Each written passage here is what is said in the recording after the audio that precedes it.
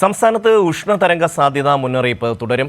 തിരുവനന്തപുരം, ആലപ്പുഴ, കോഴിക്കോട് ജില്ലകളിൽ നിന്നും ഉഷ്ണതരംഗ സാഹചര്യം നിലനിൽക്കുന്നുവെന്ന് കേന്ദ്ര കാലാവസ്ഥാ വകുപ്പ് അറിയിച്ചു. മറ്റ് ജില്ലകളിൽ യെല്ലോ അലർട്ടും തുടരുകയാണ്. മാനസ ചേരുന്നു.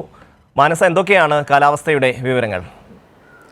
ഷമി, ഏറ്റവും ഒടുവിലത്തെ മുന്നറിയിപ്പ് പ്രകാരം ഈ 3 ജില്ലകളിൽ തിരുവനന്തപുരം, ആലപ്പുഴ, കോഴിക്കോട് ജില്ലകളിൽ ഉഷ്ണതരംഗ സാധ്യത നിലനിൽക്കുമെന്ന് തന്നെയാണ് കേന്ദ്ര കാലാവസ്ഥാ വകുപ്പ് വ്യക്തമാക്കുന്നത്. അതുപോലെ തന്നെ എല്ലാ ജില്ലകളിലും യെല്ലോ അലേർട്ടും പ്രഖ്യാപിച്ചിട്ടുണ്ട്. ഉയർന്ന താപനില തുടരും എന്നും കാലാവസ്ഥാ വകുപ്പ് വ്യക്തമാക്കുന്നു. അതേസമയം അതീവ ജാഗ്രത പാലിക്കണമെന്ന നിർദ്ദേശവും പൊതുജനങ്ങളോടും അതോടൊപ്പം തന്നെ എല്ലാ സംവിധാനങ്ങളോടും കേന്ദ്ര കാലാവസ്ഥാ വകുപ്പ് വ്യക്തമാക്കുന്നുണ്ട്. നേരിട്ടുള്ള സൂര്യതാപം അതുപോലുള്ള സാഹചര്യങ്ങളിൽ മാറി നിൽക്കേണ്ട സാഹചര്യം ഉണ്ടാക്കണം എന്നതടക്കമുള്ള നിർദ്ദേശങ്ങളാണ് കേന്ദ്ര കാലാവസ്ഥാ വകുപ്പ് പുറത്തുവിട്ടിട്ടുള്ളത്. അതോടൊപ്പം തന്നെ കഴിഞ്ഞ ദിവസങ്ങളിൽ ഉണ്ടായ അതേ കണക്കിൽ തന്നെ ചൂട് തുടരുന്നുണ്ടെങ്കിൽ കൂടിയും ആശ്വാസമഴ അല്ലെങ്കിൽ വേനൽ മഴ ലഭിച്ചുകൊണ്ടിരിക്കുകയാണ് സംസ്ഥാനത്ത്. ഈ വരുന്ന ദിവസങ്ങളിലും വേനൽ മഴ ഉണ്ടാകും എന്ന് തന്നെയാണ് കേന്ദ്ര കാലാവസ്ഥാ വകുപ്പ് വ്യക്തമാക്കുന്നതും. അതോടൊപ്പം തന്നെ കഴിഞ്ഞ ദിവസങ്ങളിൽ വിവിധ ജില്ലകളിലായി പരക്കെ മഴ ലഭിക്കുന്ന ഒരു സാഹചര്യം ഉണ്ടായിരുന്നു.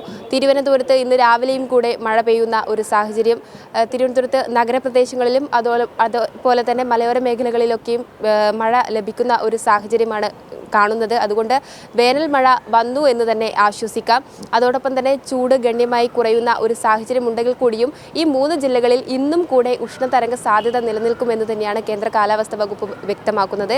അതിനിടെയാണ് കള്ളക്കടൽ പ്രതിഭാസത്തിന്റെ ഭാഗമായി കേരള തീരത്ത് ജാഗ്രത പാലിക്കണമെന്ന നിർദ്ദേശവും ഇന്ന് രാത്രി 11:30 വരെ കടലാക്രമണത്തിനും അതോടൊപ്പം തന്നെ ഉയർന്ന തിരമാലയ്ക്കും സാധ്യതയുണ്ട് എന്നാണ് പറയുന്നത്. അതീവ ജാഗ്രത വേണ്ട, എന്നാൽ ജാഗ്രത പാലിക്കണമെന്നാണ് തീരദേശവാസികളോട് കാലാവസ്ഥാ വകുപ്പ് അറിയിച്ചിട്ടുള്ളത്. എന്നാൽ കേരള, ലക്ഷദ്വീപ്, കർണാടക തീരങ്ങളിൽ മത്സ്യബന്ധനത്തിന് പോകുന്നതിന് തടസ്സമില്ല എന്നും കാലാവസ്ഥാ വകുപ്പ് വ്യക്തമാക്കുന്നുണ്ട്.